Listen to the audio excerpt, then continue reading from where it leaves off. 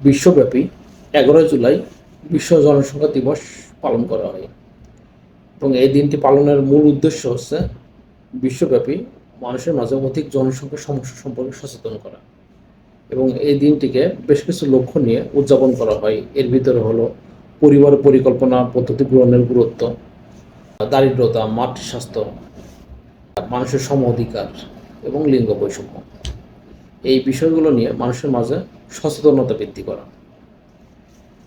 যদি আমি এই 50 বছরে বাংলাদেশের জনসংখ্যা পর্যালোচনা করি, তাহলে আমি স্বাধীনতার পূর্বে 1971 সালে পূর্ব পাকিস্তান তথা বাংলাদেশের জনসংখ্যা কত ছিল সেটা যদি বলি, সেই সময় বাংলাদেশের জনসংখ্যা ছিল 7.5 কোটি, এবং আমি যদি পার্সেন্টেজ করি তাহলে 56%। এবং আমি যদি পাকিস্তানের জনসংখ্যা পর্যালোচনা করি বা তাদের তখন রেশিওটা ছিল 6.5 কোটি এবং সেটা পার্সেন্টেজে প্রায় 44%। তখন কিন্তু আমাদের পূর্ব পাকিস্তান মানে বাংলাদেশের জনসংখ্যা কিন্তু তখন বেশি ছিল। এখন এই যে 2024 সালে কোন দেশের জনসংখ্যা কত এটা যদি আমি বলি, বাংলাদেশের জনসংখ্যা কিন্তু এখন 17 কোটি 10 লক্ষ, এবং 2024 সালে যদি পাকিস্তানের জনসংখ্যা কত এটা যদি বলি, পাকিস্তানের জনসংখ্যা হলো 24 কোটি 14 লক্ষ। তাহলে এই যে 7 কোটি জনসংখ্যা কিন্তু বলা যাচ্ছে যে কিন্তু বাংলাদেশ কিন্তু কন্ট্রোল করে রাখতে সম্ভব হয়েছে। যেটা বলছি যে টিএফআর, টোটাল ফার্টিলিটি রেট, পাকিস্তানে যেভাবে জনসংখ্যা বাড়ছে বাংলাদেশে কিন্তু এভাবে জনসংখ্যা বাড়েনি। বাংলাদেশ কিন্তু জনসংখ্যা কন্ট্রোল করে রাখতে সক্ষম হয়েছে, যেহেতু আমাদের ছোট্ট একটা দেশ। আমরা যদি জনসংখ্যা কন্ট্রোল করে রাখতে না পারতাম, কিন্তু এই জনসংখ্যায় কিন্তু জনবিস্ফোরণ আমাদের দেশে কিন্তু পরিণত হতো। তাহলে আমাদের দেশের জনসংখ্যা হচ্ছে কন্ট্রোল থাকলো, আসলে কাজটা করলো কে? এইটা কাজটা অবশ্যই করছে বাংলাদেশ সরকার, বাংলাদেশের ফ্যামিলি প্ল্যানিং, বাংলাদেশের হেলথ মিনিস্ট্রি, তারা কিন্তু এই কাজগুলো করছে। এবং বাংলাদেশ সরকারের পাশাপাশি বেসরকারি প্রতিষ্ঠান, উল্লেখযোগ্য কিছু এনজিও এই কাজগুলো মূলত করছে। বেসরকারি প্রতিষ্ঠানের ভিতরে যদি আমি মোটা থেকে বলি, তাহলে সোশ্যাল মার্কেটিং কোম্পানি বা এসএমসি কিন্তু অন্যতম। এখন আমরা যে বিষয়টা বলতে যাচ্ছি সেটা হলো, বাংলাদেশ সরকার কিন্তু জনসংখ্যা কন্ট্রোল করে রাখলেও তারা কিন্তু বিশেষ করে মাতৃমৃত্যু, আমাদের দেশে কিন্তু মাতৃমৃত্যু কিন্তু বড় একটা সমস্যা।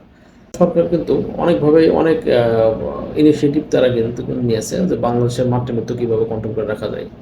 বাংলাদেশের মাতৃমৃত্যুটা কিন্তু অন্যান্য দেশের তুলনায় কিন্তু এখনও অনেক বেশি। যদি আমি 1000 হিসাব করি তাহলে 1.68, বা আমি যদি 1 লক্ষ জনে বলি প্রায় 168 জন মা কিন্তু এখনও মারা যাচ্ছে। এবং যখন দেখা গেল যে এই কী কী কারণে মা মারা যাচ্ছে, এর একটা জরিপ আছে, Bangladesh demography and health survey 2022-এর যে রিপোর্ট, সেই রিপোর্টটা বলছে যে বাংলাদেশে 100 জন যদি মা মারা যায়, এই 100 জন মায়ের ভিতরে প্রায় 31 জন মা মারা যাচ্ছে কিন্তু অতিরিক্ত রক্তক্ষরণে, এবং 100 জনের ভিতরে 20 জন মা মারা যাচ্ছে কিন্তু একলামশিয়া বা প্রসবকালীন কিছু নিয়ে। এবং অন্যান্য কারণে মা মারা যাচ্ছে এটা আমরা জানি, কিন্তু সবচেয়ে বেশি 2টা কারণে কিন্তু মা মারা যাচ্ছে।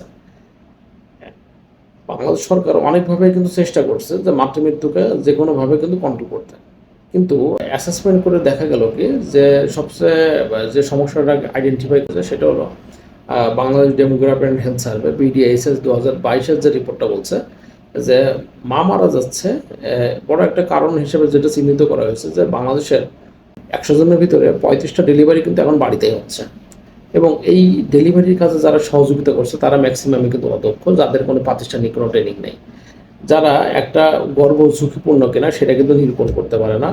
এই কারণে কিন্তু আলটিমেটলি কিন্তু মা মারা যাচ্ছে। এই জন্য সরকার এখন বেশ কিছু ইনিশিয়েটিভ নিয়েছে যে বাংলাদেশের স্বাস্থ্য সূচক যেন বাড়ে এবং বাংলাদেশের মাতৃমৃত্যু যেন কমে যায় এবং শিশু মৃত্যু যেন কমে। বাংলাদেশ সরকার কিন্তু এখন জোরে সোরে নিয়েছে। এর ভিতরে সবচেয়ে গুরুত্বপূর্ণ যেটা হলো ন্যূনতম 4টা চেক আপ করা।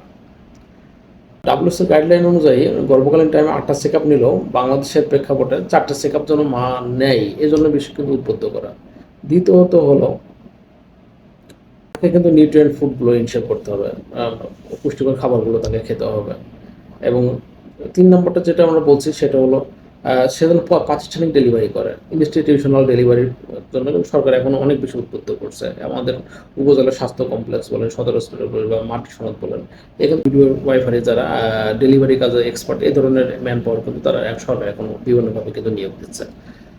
এবং আরেকটা বিষয়টা হলো বাংলাদেশে যে মা মারা যাচ্ছে অধিক বেশি রক্তক্ষরণ হয়ে, এখন সরকার কিন্তু এটা বলছে যে মা যখন হসপিটালে ভর্তি হবে তখন কিন্তু অবশ্যই একজন ডোনার রেডি করে রাখতে হবে। 1 থেকে 2 জন ডোনার যদি রেডি থাকে, এই ডেলিভারি টাইমে মা যদি ঝুঁকির মুখে থাকে, তখন কিন্তু এই ডোনারের কাছ থেকে যখন ব্লাডটা দ্রুত ইনফিউশন করা সম্ভব হলে অনেক সময় কিন্তু মায়েদের মৃত্যুটা কিন্তু কন্ট্রোল করা সম্ভব। এটা ছিল আমার আলোচনা। ধন্যবাদ।